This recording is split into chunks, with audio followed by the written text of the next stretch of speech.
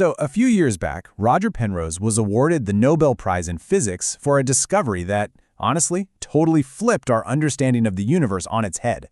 But the official reason for the prize, well, it's a bit of a mouthful. It sounds super dense, so what we're going to do is unpack it piece by piece and figure out what it actually means. Okay, here it is.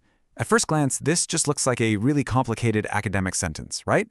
But inside this one phrase, you've got some of the absolute biggest ideas in all of physics. You've got Einstein, you've got black holes, you've got the very fabric of reality itself. There's a whole universe packed in there.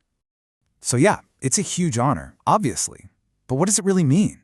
What does it mean for a prediction to be robust? And what was the big discovery here that earned the most prestigious award in all of science?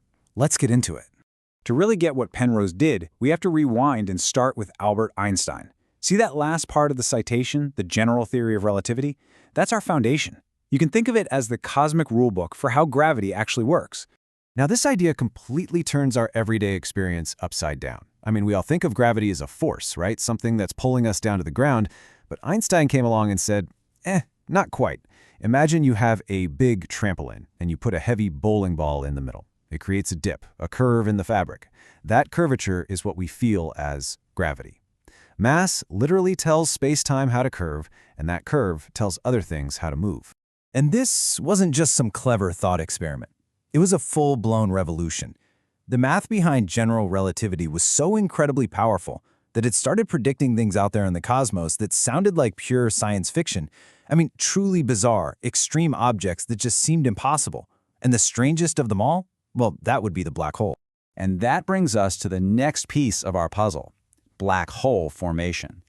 This is where Einstein's beautiful, elegant theory leads us to something, well, something truly monstrous.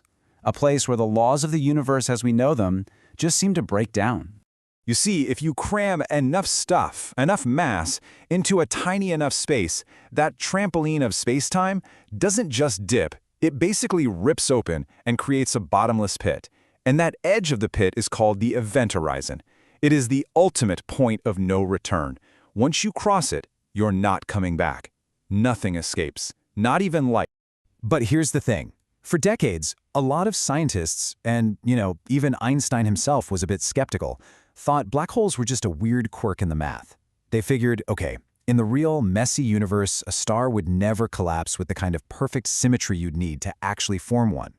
They were a cool idea, a theoretical ghost, but probably not something that was physically real. And this is where Roger Penrose walks onto the stage. He brings us right to the heart of that Nobel Prize, and to the meaning of that crucial phrase, a robust prediction. And you know what? Penrose didn't use a giant telescope to solve this debate. He used pure, brilliant mathematics. So before Penrose, the thinking was that for a black hole to form, everything had to be perfect. A dying star had to collapse in a perfect sphere, something that's, basically impossible in the real universe. But Penrose came along and proved that none of that matters. He showed that if you just get enough mass crushed together, a black hole isn't just a possibility, it is the inevitable outcome.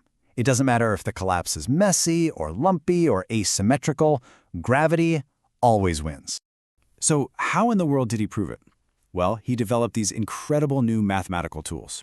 He came up with this idea of a trapped surface. Think of it like a sphere of light that's so warped by gravity that even the light rays trying to point outward are actually forced to travel inward. And what he proved mathematically is that once a surface like that forms, the collapse into a singularity, that infinitely dense point at the center, is unstoppable. It just has to happen. And just like that is proof completely transformed black holes. They went from being this kind of mathematical ghost story to a real physical prediction of general relativity. They weren't some bug in the system, they were a fundamental feature of the universe we live in. They had to exist. Okay, so let's take a step back and put all of these pieces together.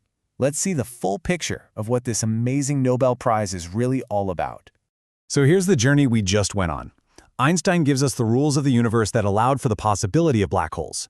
But for decades, scientists doubted they could actually form out there in the real world. And then Penrose comes along, uses Einstein's own rules, and proves that their formation isn't just possible, it's absolutely unavoidable. He single-handedly turned a scientific maybe into a cosmic definite. So now, when we look at this sentence one more time, it all just clicks, doesn't it? The discovery was that groundbreaking mathematical proof. Black hole formation is the event itself. And a robust prediction? That means it's not some fragile, perfect conditions fluke. It's a guaranteed outcome of Einstein's general theory of relativity. It's a statement of cosmic certainty. What Penrose found was a law of inevitability, hidden deep inside the mathematics of our universe. And it really makes you wonder, right? What other cosmic certainties, what other unavoidable outcomes are still just lying there in the equations, waiting for the next brilliant mind to come along and discover them?